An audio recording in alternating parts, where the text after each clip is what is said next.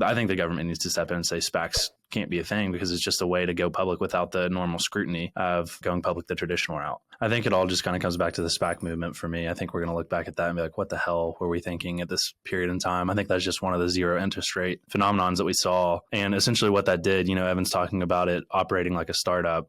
Those two things are misaligned. You're not supposed to be a public company if you're startup-esque and you have not figured things out and figured out how to essentially be a profitable company. I know we still see companies that are not profitable going public, but essentially what you're doing, if it's still a startup, is as a retail investor, you're now taking on the risk, even at a disadvantage to what a VC would be. VC is going to get better terms than if you're buying it from a public offering like what they did. I think what we saw coming out of COVID was, it's very vulnerable investors. They're investing based on, ideals versus, balance sheets. And, that's a vulnerable place to be. And it turned out that they got burned.